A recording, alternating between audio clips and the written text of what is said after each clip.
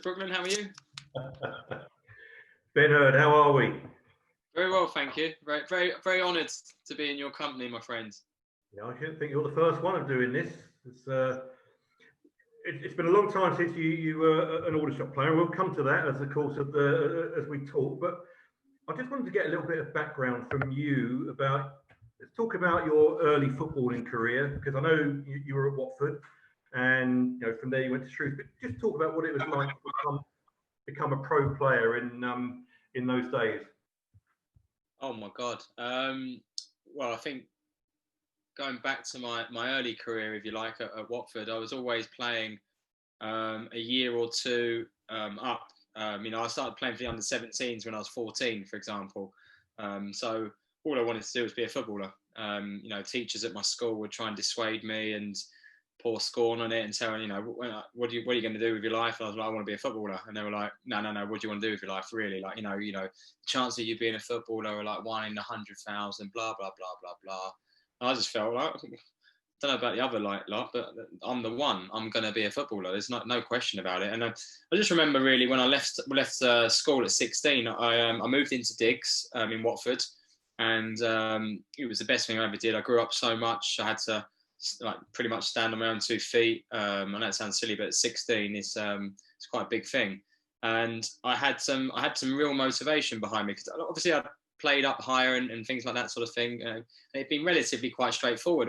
Since the age of 8 when I joined Watford, I'd always been on an upward trajectory. And then I got to 16 and I had a boy behind me which kind of took my place. So if I played up a year, he kind of took my place in my year.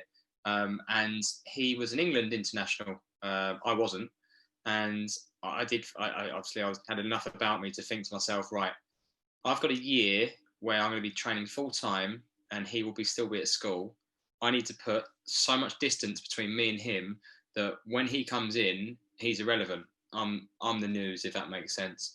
And that was my sole focus. So literally, I got rid of friends. My brother, I got a twin brother, and all he did was go out drinking and things like that sort of thing. That was never going to happen with me. The youth team players I was with, they were down the Harlequin Centre in Watford after training and things like that, in the snooker hall, whatever it was. I was pretty boring, if you like. I just went back to my digs and just sort of recovered and just focused on the next day's training session, basically, and recovered well. And I had some good friends as well, and my youth team are still really good friends with me now. But essentially, it was my aim was to be a professional footballer, and it happened not relatively easy or anything like that. But obviously, I made the right sort of impressions on certain people at the football club. And Ray, I remember the time I was playing up. Nigel Gibbs had become the manager, who was a right back. Played a lot of games for Watford, from St Albans. So we had a lot of synergy between me and him, and he became the reserve team manager and started playing me when I was 16, 17, and we won the Premier Reserve League when I was 17. I played pretty much every game, and I was doing really, really well. I remember Terry Byrne, who was the general manager at the time at Watford, pulled me aside when I was 17 and said, we want to offer you a professional contract.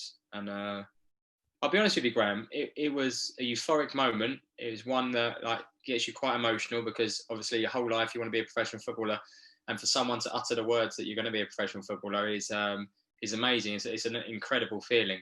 However, and obviously now I've got a bit of an older head, for me, and certainly back then, even now though, that no one really cared. Like, what I mean by that is that that's not the pinnacle of anyone's career, becoming a professional footballer. That's just merely the start. But for me, I kind of set my boundaries at that, and I didn't really know, to be perfectly honest with you, where to go next, if that makes sense. Obviously the first team, etc., but I needed that additional drive, that additional sort of help, that mentor, if you like, to really sort of put me on my right path and focus, if you like. And I kind of did it. But to answer your question, that feeling of becoming a professional footballer, it's me and Ashley Young. I just dropped that one in early.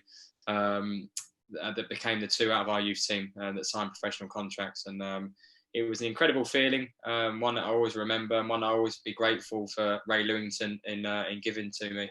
It's just unfortunate that I really didn't make enough of it, really. And of course, from Watford, you got your professional debut in terms of your first ever football league career and start was at Shrewsbury, wasn't it? So you went from Watford to Shrewsbury Town and made your debut and became a little bit of a cult hero at Shrewsbury. Well, that's not for me to say, but no, Yeah, I but, played. but the thing is, Ben, we don't have to do these formal things like we used to. You know damn well that you were a cult hero at Shrewsbury, and you know that we're going to come on to that in a minute. No, I hear what you're saying. I was well received, and I loved my time there, and I gave everything to it. To be honest with you, Graham, and I'm a football fan. I'm a Tottenham fan, as you well know, and you know, I used to go and watch Tottenham play as a youngster, and for me, something that stuck in my mind all the time was the match day buzz. It was going to the pub before the game. It was singing the songs. It was going to get a burger before the game, and then going and stepping into White Hart Lane and smelling the grass and like looking at it and just feeling that emotion, that passion. And for me, obviously, my dad obviously didn't like me very much, but I kept buying me a season ticket because we were rubbish back then. It was, you got to play like a fan.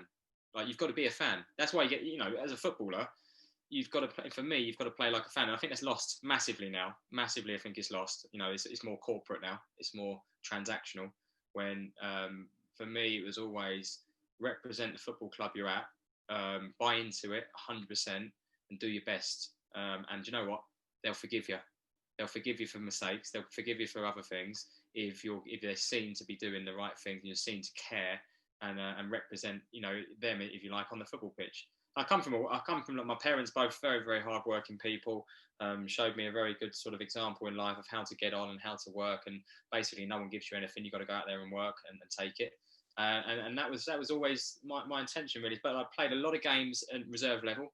I played since 16 to 19, turning 20. So I played 3 or 4 years at Premier Reserve level. It's different back then, Graham, as well. You're playing against Premier League players, every week. It was like a test. I remember playing against Dennis Romerdar 1 minute. He's the quickest player in Europe at the time. Jesper Blomqvist the next minute. Then I was playing against Darren Anderton, Helder Postiga, Christian Ziege, Jamie Redknapp, Gus Poyet at Tottenham, sort of thing. So, a whole host of household names you're playing against as a young 16, 17-year-old. And but what better platform or stage to go and showcase that you can cope with it, you can deal with it. And for me, having played, I probably played 100 reserve league games. I knew I was ready to go and be a footballer. And it wasn't at Watford. It wasn't going to be there. It was going to be somewhere else. But I've got to say, my second year as a professional, my first year was terrible. I was awful. I kept getting little injuries. I didn't do it properly, basically.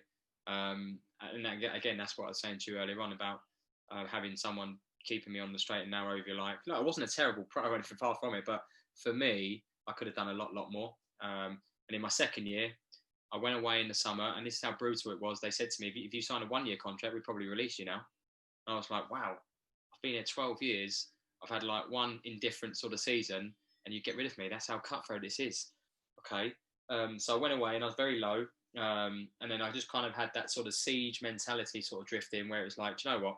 If I'm going to get released, I'm not getting released on a whimper. I'm going to give it everything I've got, because I don't want to look back and be like, you gave up, or you didn't give it everything you had. So my second year as a pro, I was probably my best year in terms of how well I played, and I started to get into the match day squads and travel with the first team an awful lot more, and obviously train with them every day anyway.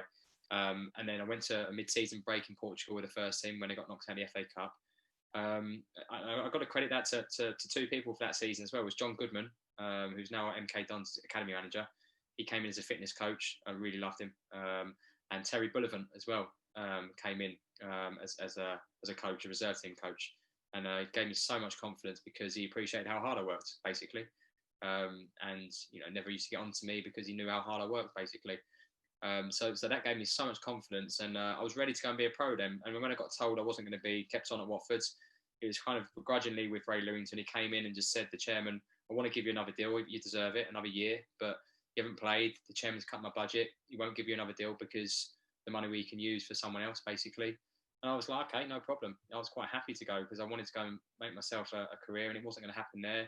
I was 19, turning 20. I've got to get on, I thought. So therein I went to Monsieur Peters at the mighty Shrewsbury Town, and had 4 wonderful years there. And that's Gary Peters, of course. He's played for Aldershot many years ago in the old clubs days in the 80s. And your time at Shrewsbury, I suppose, the high and the low. You did play at Wembley, didn't you, against Bristol Rovers in the playoff final? I would imagine great to play at Wembley, but not so great because you didn't win the game, and that obviously ultimately becomes a big disappointment. It does. It's a bittersweet moment, really, Graham, because leading up to, I was there. It's my second year at Shrewsbury. First year went really well. Obviously, Joe Hart was in goal. Dave Edwards, who went on to play for Wolves, was in the team, similar age. We were a very, very young team. All really got on. And Gary was Gary. He was harsh. He taught me an awful lot. I think I have something like a little bit like Stockholm syndrome in football, where I miss my captor because he was horrible to me, but I really liked him. Really odd. And he used to tell me that as well. I can tell you what I want because I play you every week. And I was thinking, well, you could be a bit nicer. But it was strange. It was a strange guy, but I've got a massive respect for him, to be honest with you, in terms of his work rate. And he taught me an awful lot, I've got to say, about being a person, a man as well, and standing up and things like that sort of thing. And he was tough. But going to Wembley in the second year was amazing. However, I'd been out injured for 10 weeks. I'd injured my ankle against Barnet, a real bad injury. And I'd been, basically, me and Dave Edwards were injured at the same time. And I'd kept myself busy. Me and him used to turn up to the ground and tell the physio what we're doing today. We're going on a bike ride today. That's all we did. We just go on bike rides, me and him, just around Shropshire, basically. And then we got to the playoff final. And Gary rang me the week before. And my injury was getting better, but it was still quite bad. And he said to me, "We've just beaten MK Dons in a playoff semi-final." And he rang me up, and he was I don't know if we're allowed to swear, but he was let's just say a little bit worse for wear, definitely. And he rang me up on the FA Cup final. I think Chelsea were playing, and he told me that, "How's your ankle?" And I was like, "It's still sore." Goes, "Would you take an injection to get it better?" And I was like, "Well, I need some assurances from you that if I do go and get an injection and risk basically my injury, that I'm going to have some involvement at Wembley." I didn't expect to start. He said, "No, I'm going to start you." I went, "What do you mean you're going to start me? I've been out for 10 weeks. He went, "No, I'm going to put you right wing. I'm going to go defensive against Bristol Rovers, blah, blah, blah." And I went, "Look, I don't expect to start, but I do expect, if I'm going to do this, I do expect to be on the bench at least." And he went, "Yeah, no problem." So I went and got it done. The steroid injection, and left it a couple of days, which you've got to do, and then trained. We trained at Watford, actually, funny enough. We stayed at Hanbury Manor, which is in Ware, which is actually around the corner from where I'm based now, which is weird. And we trained at Watford on the evening, and I came through it fine, no problems. He named the team. Derek Asamoah was playing right wing, so I wasn't in the starting 11. And then it's one of the worst memories ever, but turned out to be quite nice, is that I had a knock on the door after breakfast in the morning before we went to Wembley. And you've got to remember, this is the first game at the new Wembley Stadium as well, the first league playoff game as well, 2007. So quite a big deal. It's a big deal anyway, but it's a big deal because it's a brand new Wembley Stadium. And he knocked on the door, and I could see he was going to cry. And so he said, can I have a chat with you? And listen, you know what's coming. When a manager wants to talk to you, like any time before a game, you know you're not playing. It's a curly finger moment, one of them. Can you come and see me? And it's anyway. So I beckoned him in. I said, "Listen, come in," because my roommate was Kelvin Langmead. I was like, "I'm going to tell him what you're going to tell me anyway." So just he made himself scared. Went to the bathroom. I was like, "Oh, no, what he did," and he just said to me, "No, you're not going to be in the squad because Mark Tierney, the left back, struggling a little bit. So I'm going to go with a left back, a left footer on the bench. Blah blah blah. So you're not in there." And I kind of stood up for myself a little bit. I said, "No, it's bull." I said, "Sorry if I swear." I said, "That's rubbish because you told me I'd be involved. I've gone and got this done. I'm ready. I'm telling you now. I've been at Lillishall for about 2 weeks as well. That's around the corner at Shrewsbury. I've been there. I've been keeping fit. I'm ready. I'm ready to be involved. I know I'm a come through yesterday. You're making a mistake because I'm ready to be involved here." And he went, "Well, you're not. So that's tough, basically." And I was like, "Okay." And then I just sulked, basically. Graham sulked all the way to the ground like a baby. Thought this is my chance to play at Wembley, and he's taking it away from me. We got to Wembley Stadium. We had the police escort all the way around the M25, and it was an incredible feeling. And then actually, it really dawned upon us. I'll never forget the journey. It really started to really be surreal when you get to sort of like near Wembley, and you're going around the roundabouts and the pubs, and you start to see like not just a few thousand fans, but tens of thousands of fans, and you're like, "Wow, this is real." And we couldn't have probably got a better team to play in terms of attendance with Bristol Rovers, because I think they sold 45,000 tickets or something like that, 40,000 tickets. So it's a big club. And I got to the changing room, and we had the a special signatory on the shirt saying, the date and the Wembley, this, that, and the other. And he told me I've got to do the warm up, and I was like, "You're taking a mick. I don't want to do the warm up. What do I want to do the warm up? I'm not playing." I felt like a fraud. I felt like this is, I'm not involved here. Why am I doing the warm up for? Oh, it'd be a good experience for you. I was thinking, I don't care. I just sold basically. I had the ump, and I remember going out there. I wore my moulds. Because I wasn't playing, so it's tipping it down with rain as well. So I wouldn't have worn them if I was playing. I'd have worn my studs, and I didn't have any laces in my studs because I was going to do them at the hotel if I was playing, and obviously I didn't because I wasn't playing. So basically, I've got my shirt, and I've gone to throw my shirt into the crowd, and he stopped me. He stopped me and told me I wouldn't do that if I was you, son. Is what he said to me. You might want to keep that one day. And I said, it doesn't mean anything. He said, well, it might one day to you. I said, it won't mean anything to me because I'm not playing. And when I look back now, I do think to myself, yeah, you had some Ben. But anyway, I did the warm up, and I'm just basically just going through the motions in the warm up and just looking around, just in awe of I was more of a tourist than a footballer. And then all of a sudden, about 20-3, Joe Hinnigan, who's the physio, is going mental. He's come running over. He's got no hair, but he's going like this on his head. And like, Ben, you're in. Jonesy's gone down. So in my life, I've been very lucky, Graham, with loads of things. And I've got to say, someone was definitely looking down on me that day because unfortunately for Luke Jones, who was playing at right back, he's knee locked. His cartilage came out and he couldn't bend his knee, basically. So it was a bad thing for him, but opportunity not for me. So there I was, without kicking a ball, straight back down the tunnel, done barely a warm-up. And I've got Gary going around doing his hair. When he got a bit nervous, he used to do this with his bar on it like this.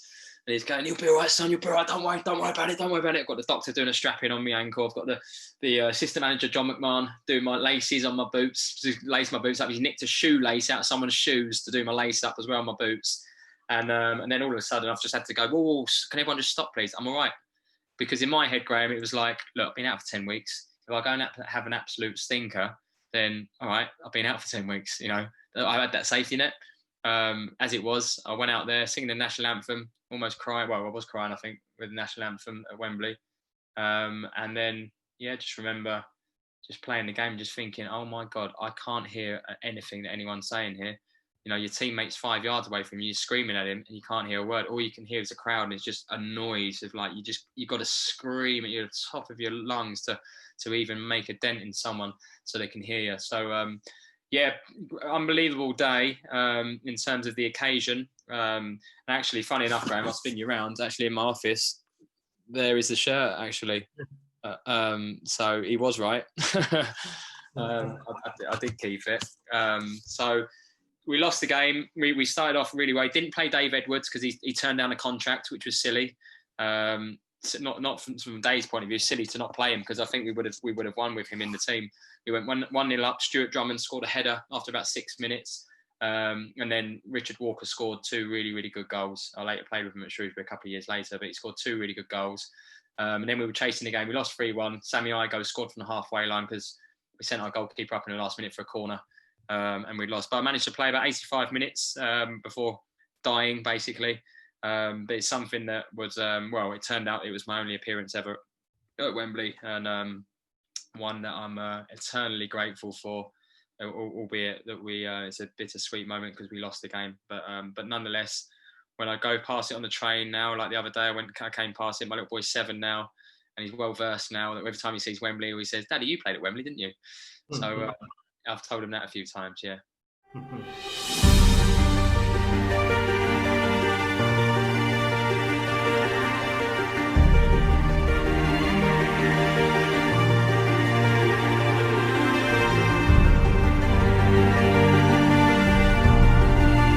I think Dill was always up against it, having a Reading connection. This big launch, didn't we, with this new kit, way over the top for little old Aldershot, let's be honest. It was like Premier League level sort of thing. Morecambe away, we lost 2-1, I think it was.